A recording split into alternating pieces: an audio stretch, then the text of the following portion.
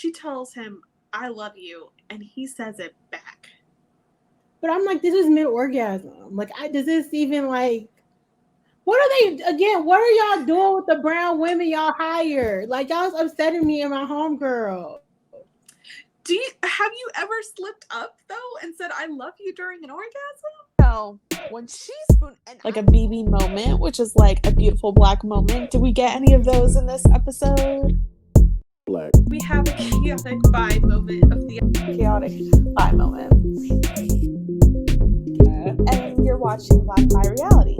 Black Bi Baddies. And those who love us. Hello, you're watching Black Bi Reality, a place for Black Bi Baddies and those who love us. I'm Nicole, and we are still talking about And Just Like That, Season 2. We're at episode 10, and there was drama, honey, at the end of this. So once again, I'm here to talk about it with my co-host, Aramide. Hi. Hello, I returned, and then we only have one more to go after this, which is crazy. So, because this was the Last Supper Part 1.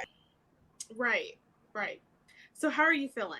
Okay, so to get right into it, I enjoyed this episode much more than I enjoyed the last week's episode. Mm-hmm. This one was like, okay, like we're understanding things a little bit better. The children are there, but it's not all about the kids, but it is about the kids, but in a way that makes sense to me. Like, I don't want to be in the kids' business, but I understand parenting and motherhood is a part of these characters' lives. So it's done in a much more normal and like digestible way, in my opinion. Yeah, these storylines were parent focused. It was about how the kids affect the parents' lives, not the nitty gritty of like the kids' lives, if that makes sense. So I definitely feel you on that. Honestly, I feel like the running theme of this episode was like parenting sucks. I mean, I know people find enjoying it. I'm not a parent, so I won't say. And it can be, from what I've heard, very rewarding, but it's a lot, especially on women, which I think you really see that dynamic with LTW this episode. Like, it's particularly burdensome, unfortunately, on women or on like the STEM caretakers. And it needs to be discussed more. Yeah. And I think, to be clear, I think the sentiment I've heard, especially during COVID, like on TikTok and stuff, is that a lot of mothers have felt like parenting sucks, the kids are awesome. Like, obviously you love the kids, it's great seeing them grow and having all of that fulfillment through that, but it's like the day to day, you're in the trenches. And part of that is like we live in an individualistic society, and we don't give like proper health care and child care and all the things that like really takes the burden off of a 2-parent, 1-parent household. So it's like, yeah, like parents are set up to feel so overwhelmed. It doesn't seem like pleasant at all, and I feel terrible. And I do like to be an auntie as much as I can, because it does take a village. So let's get into this episode. It starts with Aiden and Carrie going to Coney Island. Now, Carrie says several times all the things she hasn't done in her 30-something years in being Manhattan. And girl, you're kind of sounding real annoying at this point, because she's like, oh, this is the first time I've ever been to Coney Island. And they're there because Steve is setting up shop for this hot dogs and clams spot. It seems like he's setting up for the summer season. So, as someone who's lived in New York for 15 years, I've been to Coney Island 3 times. Admittedly, as someone who lives in Harlem, which is a part of Manhattan, it's not a place that I frequent. It takes 3 years to get there on the train.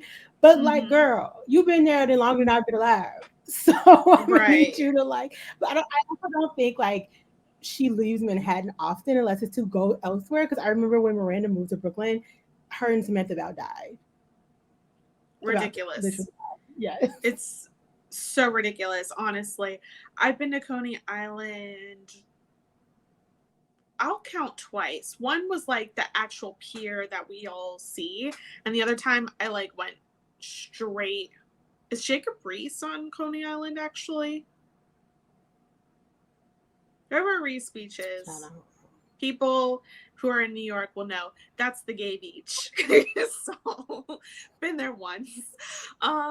So yeah, it looks like everything's going well. Aiden does get a call though from Wyatt, and he's angry at his mama because she took his phone away, which is like a very teenage kid thing. Mm-hmm. And he seems to address it, and everything seems to be fine. But knowing what we know about Wyatt, in the 2 seconds we done met the boy, this is gonna be a whole situation. We'll get there. We'll get there. Now, meanwhile, Miranda's at work. She's living her best life. Her boss just comes back from maternity leave. And so, yeah, things are still going swimmingly over there. Charlotte, things are also going well with her at work. Sam Smith is here looking at paintings. But, you know, that all gets interrupted by Rock calling for their notebook, and she's like, look, I'm with Sam Smith. And Rock's like, that's nice, that's actually pretty cool, Mom, but I still need this notebook for this presentation. So Charlotte's like, let me call Harry. And this is why Harry, you know what, like, he's so funny. Like, when he gets the phone and he's like, so my dad died, and she was like, why would you think that? He's like, I think it all the time. It's gonna happen. And I'm like, Harry, you can't live your life with this expectation over your head. It was actually, like you said, hilarious. It was something that Harry would say. My thing with this is like, I really try to, love YA content. I try to remember what it was like to be Rock's age and be Lily's age. I would have never called my mom about this. And I don't know if it was because she was a working mother and she did work from home at certain points, but like at some point, like if you forgot your notebook, what are the consequences of you forgetting your notebook? And it just isn't. Yeah. Life comes at you fast. Life comes at you fast. I might have called my mom for this, but she, like, I was so about my grades like she was, so she would have been like very perturbed, but she's like, yeah, you're not gonna fail whatever project this is. So, but I wanted to point out, because how this call ends with Harry is that he was about to say something slick, and Charlotte was like, oh, what? You're the father, so you're never supposed to go to the school? Like, I've done it 100 times. And he got himself right together and was like, I have to go now for this notebook. Herbert would never. And that's really the difference, I think. And it's also because Charlotte, like, she tried to tell her family, like, I'm going back to work. She tried, and I understand there's growing pains and all this, but it was not just that Rock has called the landline at the gallery. They've been harassing her, like, not just Rock, but the entire family has been harassing her all week. Like, they've been texting her incessantly, calling her incessantly. And it's like, you two are teenagers. Pull it together or call your father. Because I can't. Totally. I would love to do that personally. Like, it sounds like a great role. Carrie, Charlotte, Miranda, and LTW have brunch, and once again, she's getting a call, and she was like, nah, I am having brunch. She vents a little bit about it, but other than that, LTW tells Carrie that she won a raffle, she gets a Michelin star dinner at home with friends, and Carrie's like, not on my plastered walls. Okay, we're gonna go somewhere else and do this. We're gonna go to the old apartment to say goodbye. And that sounds fun, but the end of this brunch is that Carrie is walking away with Miranda, and she tells her, oh yeah, I visited Steve, it's a cool place. And Miranda's like, oh, like, this is brand new information for her. So her and Steve are not talking like that. And then Carrie's like, oh, and I'm also going to Che's comedy night, just to let you know. And, you know, Miranda's just like, so you're doing the tour of all my exes in Brooklyn, cool. And Carrie suggests, you know, you can go see Steve's place if you want to, because Miranda makes a note of, like, it's crazy that you saw his place before me. I actually don't think it's crazy at all. I get where Carrie's coming from in terms of Steve, at least, but I don't get where she's coming from in terms of Che. Like, and I also feel like you can't force people. I get that Carrie was Che's friend before they were together with Miranda, but I don't. Yeah, I'm also a like don't talk to my exes type of gal myself, so I understand where Miranda's coming from. I appreciate Carrie disclosing this information, but I don't think she should have pushed Miranda into doing one thing or the other. I guess is what No. I'm trying to say. No, like what exes are Carrie just hanging around, you know? Like it's giving hypocrite. And like I it's still the whole divorce thing is so big and still so fresh. They're not even divorced. That Mm-hmm. like yeah, why would Miranda immediately go and see Steve's new place? Something that's the one upside of getting a new place after a breakup is like everything's new and it doesn't have all the baggage of like that old person in there. So Mm-hmm. like and again, Brady's like a grown man. He's 18 at least. It's not like, oh, I need to go over there and make sure this is like a safe spot for like this little kid that he can't stick like a fork in the socket or something. Like, It's also far as shit. Like Coney Island is at the ends of the earth. yeah. Yeah. So even in Brooklyn. So like it's inconvenient. You need to like the person that you're going to Coney Yeah. Island for or with. Mm-hmm. Next, LTW and Charlotte are shopping, and LTW tells her that she's pregnant and she's like even considering not doing this documentary thing. And everyone keeps telling LTW this episode, you can do it. You've been doing it. I think that's such atrocious advice. I don't know. Every time one of my girlfriend has revealed an unexpected pregnancy, I always ask, "Are you okay? And what would you like to do?" Not you can do Exactly. it.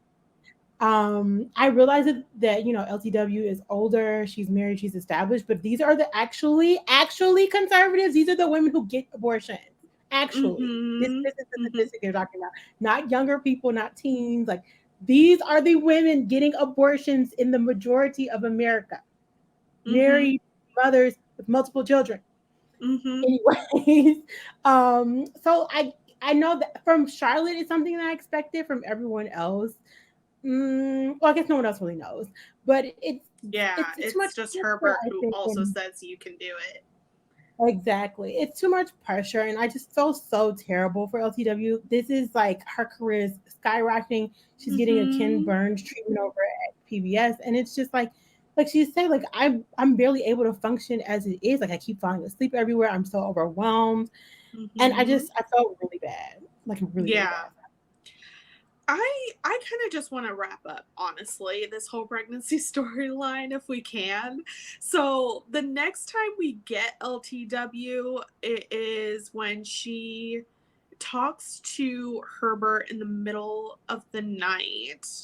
And, she's mad at him because apparently 8 years ago she wanted him to get a vasectomy. He said, well, you had postpartum and I didn't know if it was the hormones talking. So I didn't get it done in case we change our mind. And, you know, and then she points out like it's not just hormones, it's not a little postpartum, and in the end he doesn't currently help with the children they have now. So him throwing out and I'll help you, which is wild. First of all, you're a full-time father just like she's a full-time mother. What do you mean you're going to help her? But like she told him point blank, you do not help me with the 3 children that we have now. You do not. You was in here asking me about fucking cereal the other day when the baby at least knew to pull down the Cheerio box and sit down somewhere and then go to bed. Like I was so enraged by this entire storyline, and it's how so many men unfortunately still think. And like she was saying, like I was first of all, vasectomies are reversible. So what do you mean? Like he saw her probably, her last baby is 8 or 9. Like she was 40 or 40 plus at the time. Women are having babies later. I'm sorry. So he saw Mm-hmm. what she went through with that, and for him to be like, oh, in case change your mind about what you have 3 children. Mm-hmm. Mm-hmm. I was just like, I wanted to shake him, and he's like, "Oh, like you said, you can do it, you can do it." And she just goes to bed like, "I guess I can." Like it felt like, as a Black woman, I was just so angry. Like I was so hurt. It's so I was so frustrating. hungry. It's so frustrating because I still also had questions. Like, did she think he got the vasectomy? And obviously he didn't. And then she's upset. Like, or did he tell her, like, I'm not gonna do it? And then she still got pregnant and she's upset. I kind of hate this storyline. It's like it pops up for sure. This has happened on Gilmore Girls. The husband lied about getting a vasectomy and then she gets pregnant again. And my thing is, I'm good with body autonomy for everyone. So it is grating to me to keep seeing these like wives who really demand the husband get a vasectomy. It is such, it's nothing compared that they have to go through during childbirth and all of that. So I get it. But on the other hand, I get you cannot demand someone else to do something with their reproduction. Like, so I'm like, I don't actually really judge Herbert there. Although I do think a lot of men are so against getting vasectomies because it's always a Justin.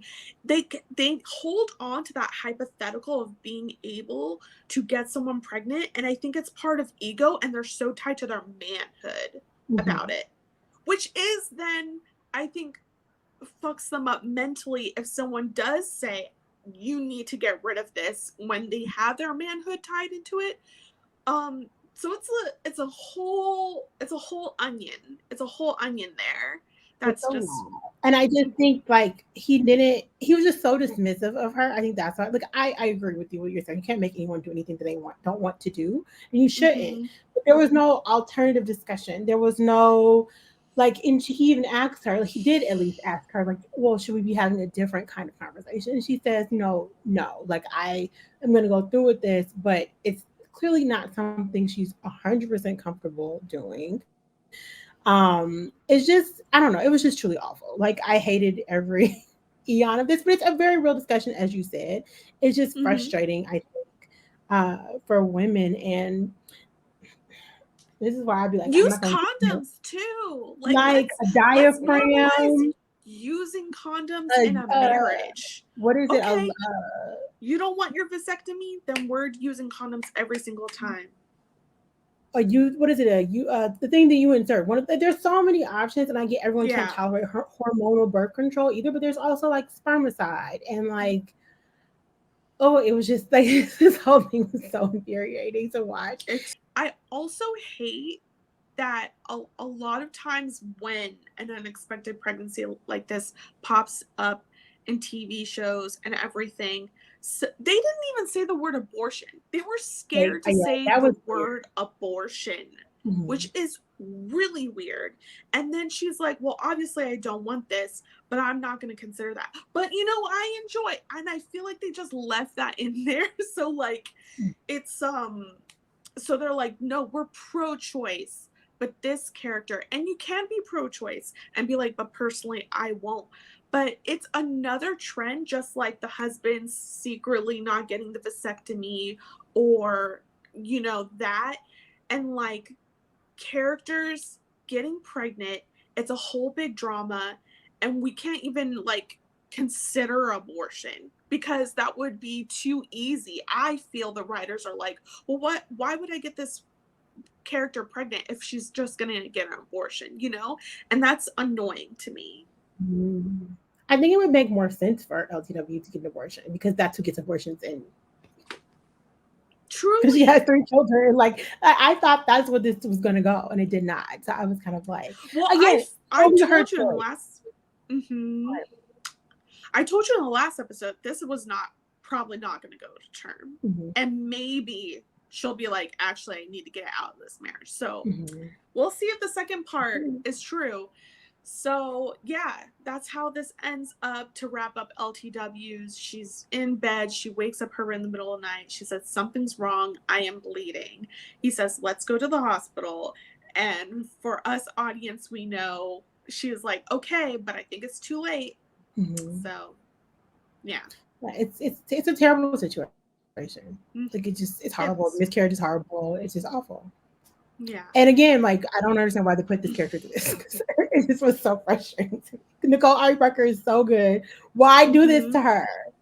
Moving on. So, Judy, I wrote down Judy's name for the first time. So I was like, Judy. Judy is Che's boss. And Judy is talking about going to Che's set. And, you know, the running theme of this story that we get very clear from Che getting misgendered by the vet, and Judy saying that Che's old comedy was still funny, even if it's not them, is that they're not the person they used to be. And they're tired of people seeing them as the older version of themselves. Yeah, I definitely, I for sure see that. And they are frustrated with the vet because, like you said, the vet continues to misgender them. And later you see them watching old stand-up. And when they were going by a different name and when they were dressing as more femme, I'm not sure how they were identifying specifically. I think they might have been identifying as women at the time, but they don't want to go back to that, obviously, and be seen in that way. Yeah. All right. Next is the gay sex, which I was so excited to get to. So Giuseppe and Anthony, they're finally doing it, and they just finished. And Giuseppe's like, now for me to be the top. Anthony said, whoa, whoa, whoa, whoa, honey. Whoa, I fuck you, not the other way around, honey. And he was like, what is going on? If we're in love, like, we're just spreading the love. And he said, that's not who I am. And Anthony brings up Giuseppe's size, which is a reasonable concern. That is beautiful. Yes, for anyone. That's such a reasonable concern. But I hate when this... Yes. Especially if you've never done it before. Like, nah.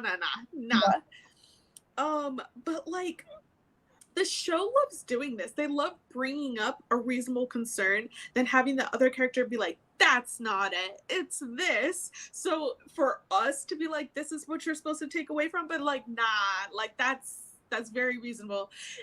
Giuseppe's like, no, that's not the issue. What's the issue? And then Anthony explains, this is a generational thing. The older gays, you were either a top, bottom. I mean, I'm sure there were verse back then.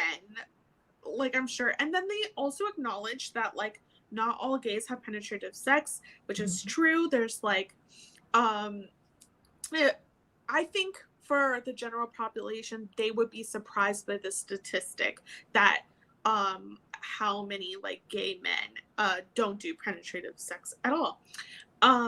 So, you know, there's defined roles, and that's a lot. So we're gonna...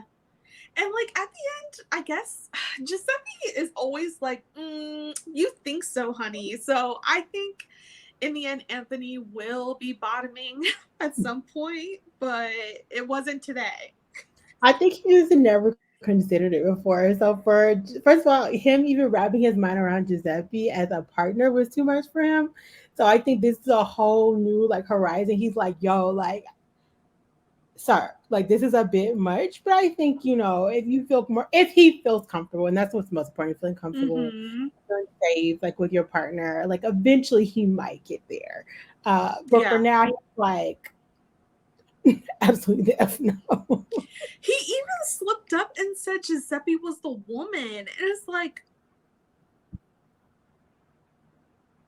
so Gen X, we are in a different world now. Now that you stuck. Like, when I tell you, the Gen X be stuck in a ways, they be holding on to okay? They be stuck. That was wild. All of them.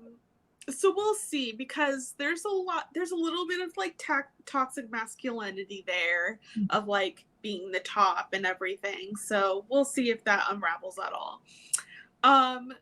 We only get a little bit of Seema in this episode, and what we got was wild. So Seema and Ravi are in bed. She tells him, "I love you," and he says it back. But I'm like, this is mid-orgasm. Like, does this even like? What are they again? What are y'all doing with the brown women y'all hired? Like, y'all's upsetting me and my homegirl. Have you ever slipped up though and said "I love you" during an orgasm? I haven't. No, because exactly. Again, so Gen X. I don't know. Also, we don't know anything about this Ravi man other than he be on his phone and he makes Michael Bay movies. We don't know nothing else. We don't know nothing. All we know is that Seema is getting carried away against her will. She's like not gleeful about this connection. She's like, what the heck is happening to me? Mm-hmm. And it's like, that would be endearing. That's totally a rom-com trope, but we see more of the romance before the character's like, what the hell? This isn't part of my plan. She's like enjoying it, but then not enjoying it. And it's like, I want the full romance. You would have never done this with Carrie. Never. Ever. Or even like at least as terrible as Trey was as a husband, Charlotte at least got swept off her feet in the beginning, even though she had to deal with Bunny. Like, what are y'all doing? This better not end up in Wedding Bells. This better not be it for Seema. I need better. We ain't seen nothing about this man. Nope. All right. Next, Carrie and Lisette, they're in the old apartment. Carrie's still packing. Lisette's trying to get whatever she can out of Carrie's things. And then Seema comes over and she tells Carrie, I said, I love you. And it's only been like 3 weeks. Yeah, it's been a very short amount of time, maybe 5 at most. And Carrie's dumbass is like, well, love is love. Like, she's in the clouds. She's not the person to talk to about this. Get Miranda on the phone. Immediately. And also, like, where are Seema's other friends? Like, I know Carrie's her new friend, but like, she's lived in New York for 30 years? Like, where are her other girlfriends? Maybe so at least we see Nya's girlfriends on Zoom. Maybe. But even still, they would give some decent, hopefully, advice other than Carrie. But to go back briefly to Lisette, Carrie has sold her apartment to Lisette as I thought she would. I didn't think she would sell it to her, but I thought she would rent it out. But she gave her a super, super discount. So it's nice to have friends in New York. And Carrie's like, oh, this is fine, Seema. Like, you're just in, it's ridiculous and it's preposterous. And Seema knows that. So I'm holding on to the fact that Seema knows who she is and she knows how to get out of a sticky situation, as we've seen her do previously.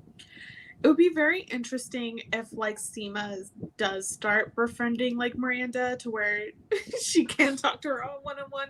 I want to see what those two characters would get up to because they're both skeptics in a very interesting way.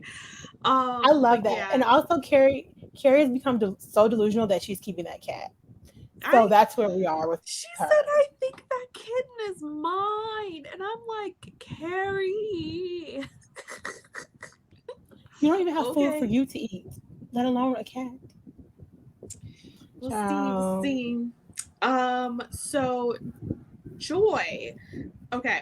We see Miranda leaving a meeting, and there's this tall ass British woman named Joy at the job. She's complimenting Miranda's work. They're getting a little chummy, and Joy's like, oh, I was gonna ask you to like paint my apartment or whatever. And she's like, oh, I'm so bad at painting. And I'm just like, all right, I'll see you. I like the height difference.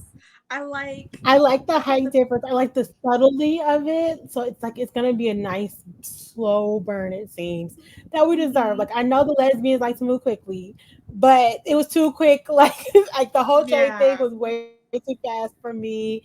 The red suit woman, that was just chaotic. So I would love to see Miranda in a nice friendship evolution that's more for her level. Yeah. And this woman's actually like working in a field that Miranda knows and is actually more ahead of Miranda of like what she wants to do in human rights. So like we're seeing Miranda maybe on like having less of the upper hand. And I'm excited about that. Yes. Yeah. So Miranda comes home to talk to Nya, and she tells Nya, like, okay, I decided to go to Che's set. Nya's too in her own world to be like, boo boo, you don't need to do this. But Nya's on the other end. Miranda and Nya are on the opposite spectrums of how to deal with an ex, because Nya's ass is too up in it. She's almost in Andre's baby mama's coochie at this point, gonna like pull out this baby when it's time for delivery, because she gets an email about the freaking baby shower. I said this to most men that I date. If you ever have a baby with someone that's not me, like, just pretend that I'm dead, because that's how I'll be treating you. So the fact that he has the gall and the audacity, like, I guess I could see. No, she found out about it trying to be on friends Instagram. With him. She's trying to be friends no, with girl, no. You cannot be friends with some man you were married with for 20 years who's having a baby by some heifer that he met 2 months ago. Are you crazy? Are you crazy? She is. You don't have to be the bigger person. I thought Nya tearing everything down and shouting in her apartment was just like a one-off sign that something's a little off with her. But the fact that almost all of her problems has been self-inflicted, because she'll be like, oh, I liked his post too many times or something, and that's why I'm now like talking to him about football, or I see this baby post and now he's sending me the invite. And then her ass was like, I'll show hipster Heidi, I'm gonna get this expensive ass stroller, so every time she walks around with this baby, she's gonna be like, oh, a very accomplished ex got me this expensive stroller. That white girl's not gonna think of you. I don't think that white girl's thinking. She's not gonna care. She's gonna be happy that you spent $1,000 USD dollars in dineros on a stroller for her child that she having with your husband. Like, or girl, and I'm giving her this. I heard the divorce. Any of the above, okay? Because there's one. I'm giving Nya grace in that she's been with this man for 20 years. Divorce apparently is a wretched, horrible thing that no one wants to go through. So I'm giving her all the grace to feel her emotions. But there is a such thing as detaching yourself from people. That's why you get divorced, to separate yourself from them. Not to be RSVPing their raggedy ass baby showers, certainly not to be buying the baby anything. And it's not the baby's fault. The babies are a blessing. But no, absolutely, that man could. If that man see me and I was on fire, he better not even blow me out, okay? Because when they go low, I'm going to hell. Yeah. And that's just me, and God's not done with me yet. But like, absolutely no, never. No. And unfortunately, neither Miranda nor Nya, I think Miranda kind of tries to stop this from happening, but neither one of them are like outside of themselves enough to help the other one when they both need it. So it's just a disaster on both ends. Which I kind of love. I kind of love that they're at the same place of just being a disaster and still figuring it out, and that's okay. So next, we get this. This was a weird scene. It didn't feel like it belonged in the episode, but I get we had to do something about Stanford. So Carrie sits Anthony down and basically has Stanford's letter in her hand, and she's like, you know what? Stanford has decided to stay in Japan, and he's gonna be a monk, and he's leaving all the other things behind, so you get to have it all. And Anthony's takeaway went back to the gay sex, I guess, because he was like, well, he's like throwing everything away to be happy, and I'm still holding on to things that might not serve me. And it's like, sir, this is not the time to think about bottoming. I agree. I thought it was a weird scene. I do, like, the actor who played Stanford passed away, unfortunately, like when they were in the middle of shooting the first season. And he's such a lovely person, and like the entire cast loved him. So I get he needed a send off, but as you said, it didn't really fit, and I kind of wish it was done earlier in the season than here. I do appreciate them wrapping it up and Stanford not being like, because I think they mentioned him a couple of times before, like Carrie Yeah. had a kimono that Stanford had sent to her, and Mm-hmm. when Giuseppe was trying to come up to the apartment, Anthony was like, "No, like this is my husband's apartment," like blah blah blah. Mm-hmm. So I get the wrap Then up, but it was a little strange. yeah, then he It was a little fucked strange. in the husband's apartment before getting Yeah, this letter. So, yeah. It, I wonder why this couldn't be in the Last Supper party. That sounds perfect, you know? But who knows what the vibe is going to be at this party, honey, cuz they set up a certain vibe going into the last episode. and someone our fave is coming back. I don't know how, but she's I don't coming. know. So Okay. uh, I don't know. I'm ready for the All cringe. right, I'm ready. ready. Now, Charlotte, she sold a painting to Sam Smith, and her boss and coworkers want to celebrate. So they go out for drinks. Um, and Charlotte gets hammered and is annoyed by all the calls from her family who's like, "Where you at?" She truly could have just texted, "Hey, I'm at a bar," but instead she decides, "I'm dumping the phone into a margarita instead." I think she was just at her wits' end. I think first of all she was trashed. She wanted to be, but she was just like, "Listen, like I told y'all I was going out," and they're like, "It's probably not even like 9 or 10:30 to be honest, because she Mhm. leaves at 6:30. She's leaving her office at 6:30. It's got to be Yeah, 8:30, 9 o'clock, and they are yeah. blowing her up. And she's told them like, "I'm going for a drink. Like there's nothing wrong. I'm Mhm. sure Rock or Harry or somebody has put a tracker on her damn phone. They can see where she's at. Like Mhm. please leave this lady alone so she can enjoy a margarita." It's very dramatic, but I understood her sentiment of just like not wanting to deal and just wanting to Yeah. turn your phone. Like some weekends, I just want to turn my phone on, do not disturb, and just do what I want to do, and not be the friend who's checking on everyone, or like a big sister, or like a girl. Like Mhm. I don't want to do any of that. I just want to like Yeah. sit down with my boobs out and like look at the wall. Yeah. That's it. Um for me, I already want to jump to her just coming home. My highlight of season 2 for Charlotte is the scene when she gets home and she's playing It's so drunk. good. Still not an easy thing to do, and she is killing it. She is like Harry, Lily, and Rock, they're just sitting there like stunned because she's hammered, and she's just like, "All of you need to get it together and leave me alone." She just She's like, goes I had a into, life before all of you.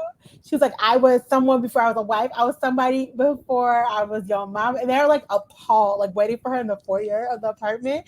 And the thing that kills me so bad, she goes into the room and slams the door until Richard Burton comes and like scratches at the door. And she like lets him in and like locks her family out. And it was epic, honestly.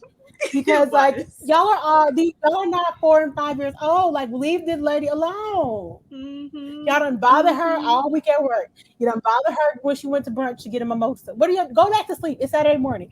You done bother her. She trying to celebrate her Sam Smith painting.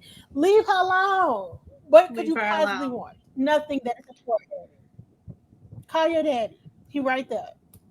Leave her alone. Get a job.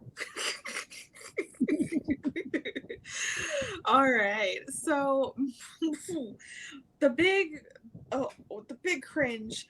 Miranda, she Oof. ends up going to Chase thing. She sees Aiden and Carrie outside first, and she's like, "Well, I don't want to treat Che like I did Skipper." Did That's a you think we throwback were because gonna we ain't get a? seen Skipper since season 1 of Sex and the City. And like Skipper was a nuisance. Like that was like a bad writing. Like please, like why was he Yeah, even? They got rid of him real quick. No shade to the they, actor, but like why was he? He was. Oh, I'm Carrie's friend. How, sir? How you Carrie's friend? right. Yeah, it's And they wasn't fine. even ever Skipper is together. fine. Yes. They all go in. Carrie is shook because she knows. You could just tell on her face, like, "Oh you didn't tell them. Okay. So they all sit down. Che goes up on stage and talks about dating a married straight white woman for 8 months. And, Che goes on to talk about that Miranda brought her husband and son in bed with them. But Che, didn't you bring a husband? You're married. Literally. How did Miranda not throw that in Che's face? Why does Che just get to be married? I'm so confused.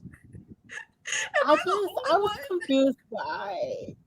Okay, I'm one who I don't really enjoy comedy shows or specials like that. It's very rare that I do. So I get it. I'm not the audience for comics.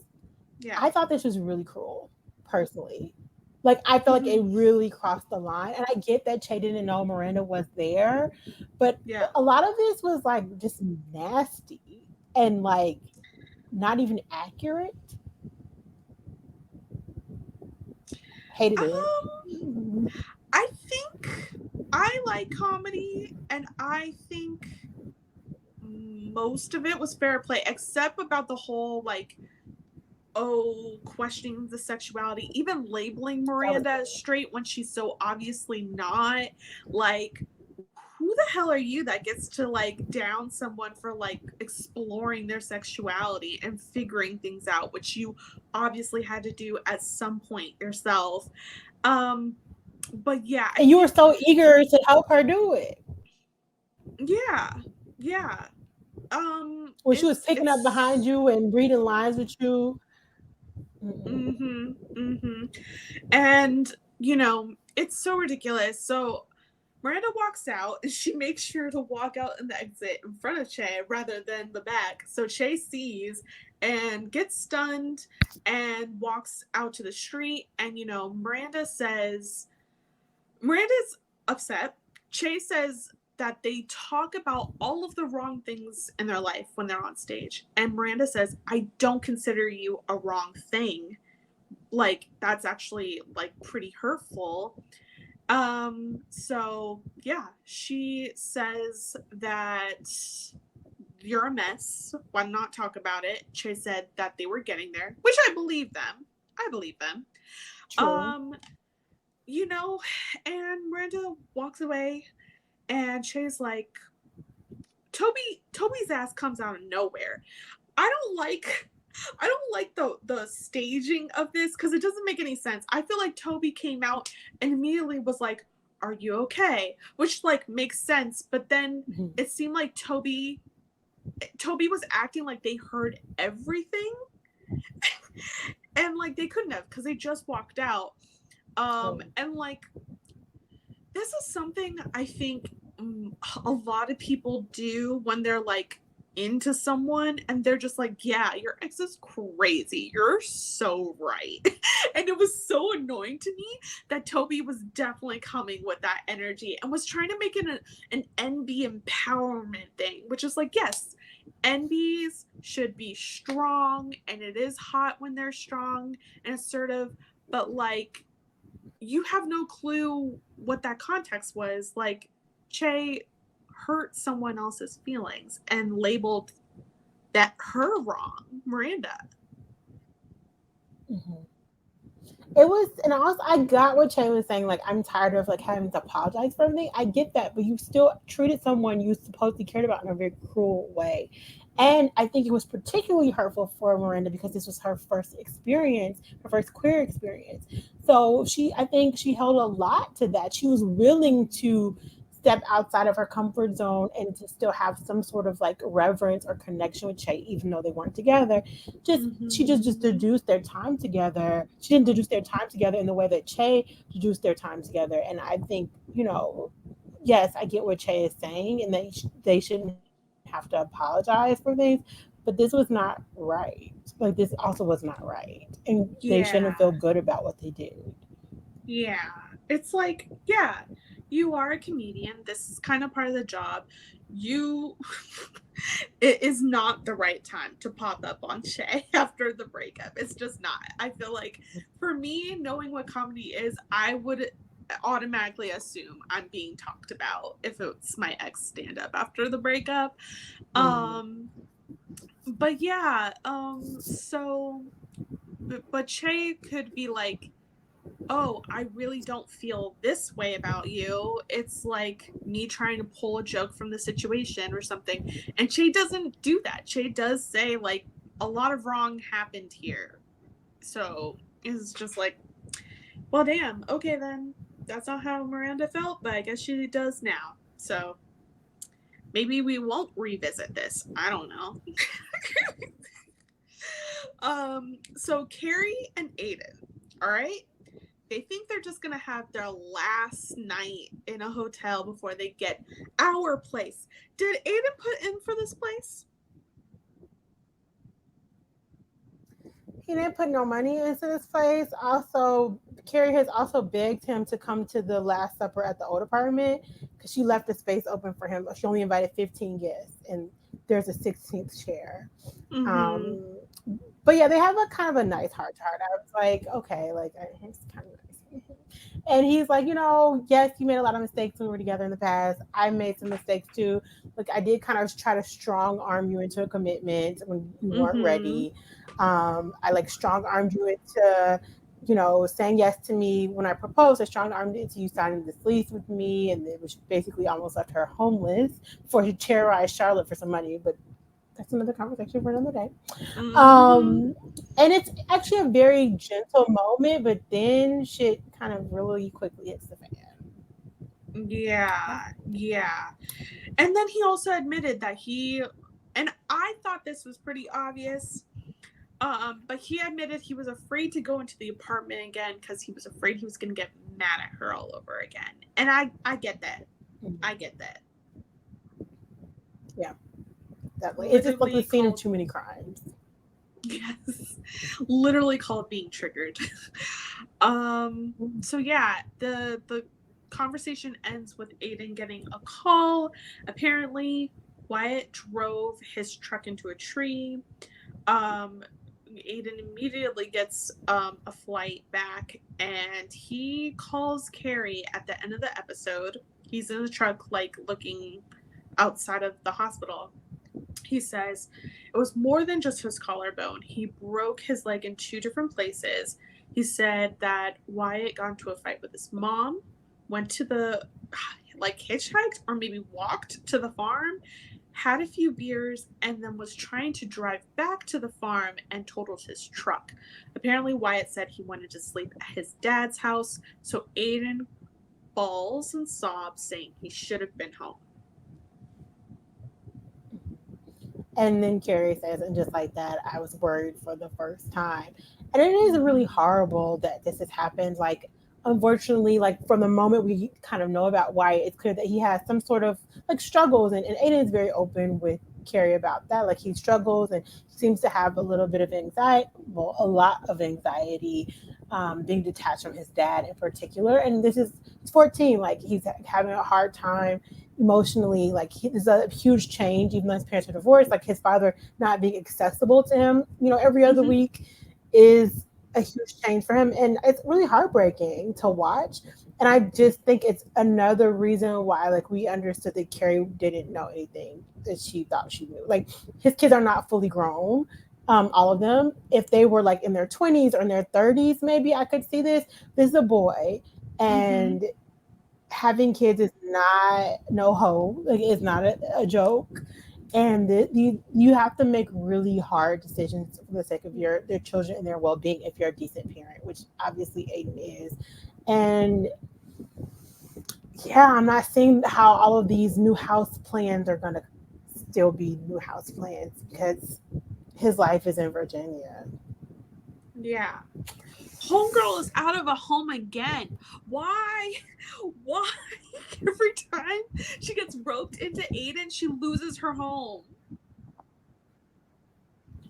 If she just moved too fast, I do think like this is a beautiful apartment. Like she could afford it by herself. This is fine, but this is a huge change. She's in a completely different, neighborhood. She's not like she was back in the day where she didn't have no type of money or any resources anywhere to lay her head. I just think they were in this bubble of like Mhm. foolishness. It's not like he has one kid that's like Lisette's age or something like that. Like Wyatt is a young minor child who has some issues that he needs his parents to be very, very hands on. Mhm. As one has to do with teenagers. Like obviously a lot is happening and he's not taking things well at all. And what can Carrie do but try to be supportive of that with Aiden? But also, this is not something I don't think she has the capability of handling. I don't know if she's gonna Mhm. wait for him for 4 years until the boy turns 18, and even then, like he still may need a lot of support. He may still live at home. Like you don't know. Like this is what kind of comes with dating people with children. Yeah. It's not just them that you consider. Let's be real. If Carrie's really serious about this, she would be moving to Virginia instead of trying to plan for him to come out every so often in New York. I don't know if I agree with that. Only because I think that Virginia and New York are so close that you could make it work. Like I'm of the mindset of like, why should she have to give up everything? Her life is in New York. And his life, like I think they can meet halfway. Like I thought the plan was like her spending time there, him spending time in New York when they were there. So like a 50-50 arrangement. I just Mm-hmm. don't think he's able to give her his 50 because of Wyatt. Like no matter if Wyatt's supposed to be with his mom, Mm-hmm. like I'm sure he stayed with his dad still, maybe on his mom's, like if he was over her or whatever. Mm-hmm. Um, I just think that Carrie wasn't prepared for anybody to come and thwart her plans. I mean, I think the way that she was trying to set up shop in New York, acknowledged that he was a parent and she wanted a bigger place for the kids, but it's like the kids already have a home. Like, why wouldn't you plan to be around the That's true. kids' home instead of like trying to move his life to her? It makes the most To New York. sense to go to Virginia, but it's still that last little like it's the whole question. I kind of feel like we see that Aiden's ex was right last episode because it's like if you're really in it, you have to like understand he's a package deal and you can't half-ass. And I still feel like she was half-assing and then even being like you cannot, like now we get where she's really like do not write about my kids because my kids are not doing well, bitch. They're not doing well. A lot. Mm-hmm. And I don't know where Carrie fits into this. And I don't know if she'll graciously exit stage left. I think this could have all been resolved eventually had they just taken things way more slowly. Way And I slowly. get, like you said, like, this whole he doesn't want to go into her house and all this, but like you said, she could have been going to Virginia more often, or they could have just said, F it, we'll just have to Airbnb, or we'll just have to keep. At least she got some money. At least she's financially stable. Like that's all I can really Mm-hmm. offer Mm-hmm. because this is not going to end the way that she wanted it to. No. I think my prediction is Aiden's gonna end up leaving her. You know? His kid is more important, and that's kind of what the life of parenting is. It Mm-hmm. sucks. That time not in a place of being broken apart or Mm-hmm. shattered in that way. This is something out of either of their controls in a way. So there's something poetic about that, I think. Maybe. Yeah. Now that we're kind of seeing the end of the road with Aiden, do you think what they did bringing him back kind of justifies it? Or not? I think in the world of a story, yes. In real life, hell no. In the world of the story, it was so nice to see John. Like he looks great, and like they did really have. It was nice to see them without a looming big hanging over the relationship. Like that was, I think, what I enjoyed most. People like boogeyman, like when they were together. So it was always ruined in that way. Yeah. I guess like I hate it. I hate that this is how it's ending, but I get it also. it's not the worst ending. I think it was some giving justice to like what Aiden meant to Sex in the City and like for the Team Aiden girlies and everything. It was like a little bit of fan fiction, but like in a good way, in a good realistic way. Because at the end of the day, like you said, Aramide, he is not her guy. He's a great guy, but he is not her guy. And I hope just like we're calling for Seema to get a good romance going, maybe next season Carrie actually gets to start off fresh and new, and we see what the chapter 3 love story for Carrie is. I agree. But Aiden needs a woman like his ex-wife, like a nice, like wholesome. Not that Carrie is, but Yeah, a Virginian who bakes pies. he would be just happy with that. I agree. All right, do we have a BB moment this episode? I think this might be the first time I can't. Lisa's always very fine.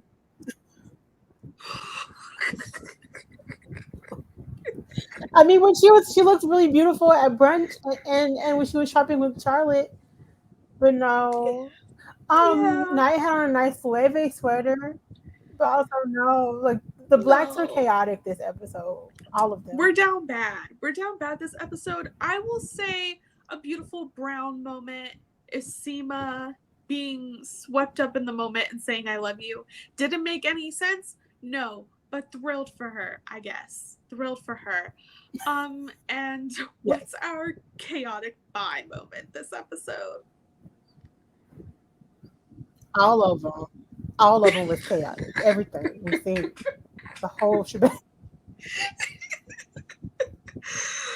Oh my god. It's very true. I'm trying to think of a very specific one though. I loved, you know what? I think the chaotic bye moment that I also will still, I think it was a tender moment in the chaos of bisexuality. And the tender moment was Miranda in such a vulnerable state. Like she could be in a mode of like, actually I want to get my lick back and say something mean or hurtful, but instead on the street in that very vulnerable state to Che, she was like, I don't see you as a wrong thing in my life.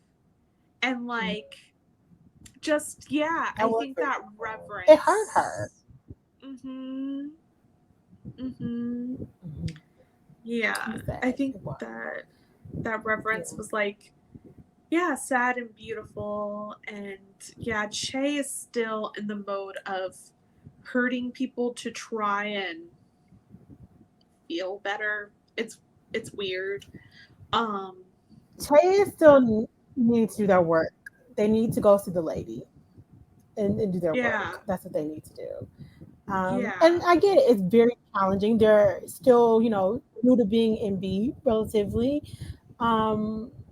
Go see the lady and do your work. Yeah. Because you out here acting a fool and you still married. Because like Miranda of all people was not forcing you to be an old you, so that doesn't fit with like the theme of the storyline. Right. Miranda was supportive of you being a comedian and like your TV career. Sometimes her parenting popped up in the middle of that, but she was so supportive. Like, but Miranda happens to still be the kicking bag for Che somehow, almost every single time. And like, writers, I need you to not. Like, it's bad. You already broke them up. Good. All right, we're gonna have our last supper next week. Next week we actually will have a third person on to talk about the episode Quita. I'm so ready for that. Is there anything else you want to say about the episode or what other things you got going on at Variety? Just writing my reviews at Variety, hoping that this strike, with of course the writers and actors in mind, get resolved soon. So, we all not looking crazy out here. But yeah, I will say, as chaotic as the season has been thus far, I feel like this is a good. We're ending up in like a reasonable place. So like I'm seeing what the writers were putting up. I don't know why they put up Mm-hmm. certain things they did, but things are starting. Yeah, I agree. All right.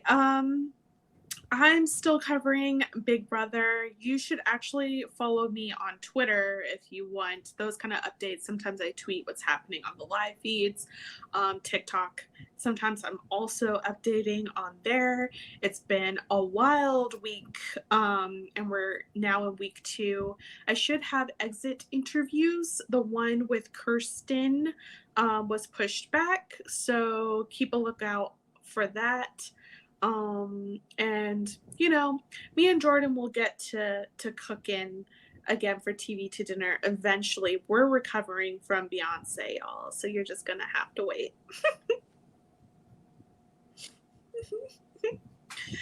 All right, that's it. So have a good one, guys.